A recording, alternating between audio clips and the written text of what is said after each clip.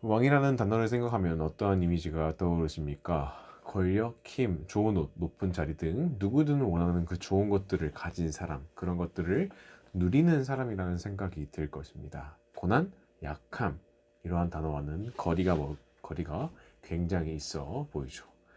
하지만 오늘 말씀에 나오는 왕은 우리가 흔히들 생각하는 왕과는 전혀 다른 이미지를 가진 분이십니다. 백성을 위해 도리어 고난을 당한 왕이지요. 그 왕은 바로 예수님이십니다. 그 왕의 이야기를 한번 들어보도록 합시다. 어느 날 예수님은 제자들과 함께 길을 걷고 계셨습니다. 그런데 갑자기 예수님께서 멈추어 서시더니 제자들에게 질문하셨습니다. 사람들이 나를 누구라 하느냐? 그러자 제자들이 답했습니다. 어떤 사람들은 세례 요한이라고 하고 또 어떤 사람들은 엘리야 같은 선지자라고 말합니다. 그러자 예수님은 제자들에게 다시 한번 물으셨습니다. 그러면 너희는 나를 누구라 하느냐? 그러자 제자 중 하나가 대답했습니다. 주는 그리스도이십니다. 대답한 사람은 바로 베드로였습니다. 그리스도는 기름 부음을 받은 자라는 뜻입니다. 예부터 이스라엘에서는 왕을 임명할 때 머리 위에 기름을 부었습니다. 그러니 예수님이 그리스도라고 하는 베드로의 말은 곧 예수님이 왕이시라는 뜻이었습니다. 베드로는 구약의 수많은 선지자가 예언한 메시아가 바로 예수님이라는 것을 알고 있었습니다. 그래서 누구보다 먼저 예수님을 그리스도로 고백할 수 있었습니다. 하지만 이러한 멋진 고백을 한 베드로도 예수님이 어떤 방법으로 세상을 구원하실지는 알지 못했습니다. 이는 예수님의 이야기와 베드로의 대답에서 잘 드러납니다.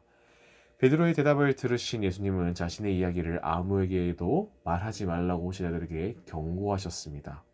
그리고 그들에게 말씀하셨습니다. 나는 많은 고난을 받고 장로들과 대제사장들 그리고 율법학자들에게 버림을 받게 된다. 그들의 손에 죽었다가 사흘 뒤에 나는 다시 살아날 것이다. 이 말씀은 예수님이 자신의 순환과 부활을 처음으로 제자들에게 알려주신 것입니다. 말씀을 들은 베드로는 예수님을 꼭 붙잡고 예수님에게 항의했습니다. 절대 그런 일이 일어나서는 안 된다고 말하며 왕으로 오신 예수님이 왜 고난을 받고 죽어야 하는지 되물었습니다. 모든 사람을 지켜야 할 왕이 고난을 받고 죽음에 이르다니 아무리 예수님의 말씀이라 하더라도 베드로는 그것을 도저히 받아들일 수가 없었던 것입니다. 예수님은 그런 베드로를 꾸짖으며 말씀하셨습니다. 사탄아, 내 뒤로 물러가라. 너는 하나님의 일을 생각하지 않고 사람의 일만 생각하는구나. 예수님이 베드로를 이같이 꾸짖으신 것은 그가 하나님의 뜻을 따르지 않았기 때문이었습니다. 예수님은 자신의 받을 고난과 그 죽음이 모두 하나님의 뜻이라는 것을 분명하게 알고 계셨습니다.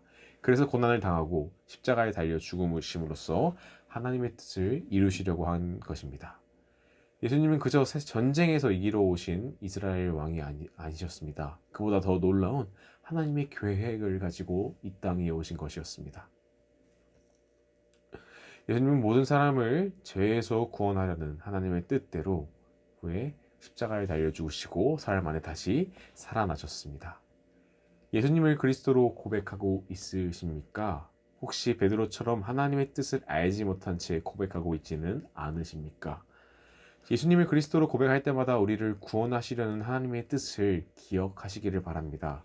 이를 통해 자신의 아들을 보내기까지 우리를 사랑하신 하나님의 그 크신 사랑을 하루하루 누리며 살아가는 모든 성도님들 되시기를 바랍니다. 기도하겠습니다.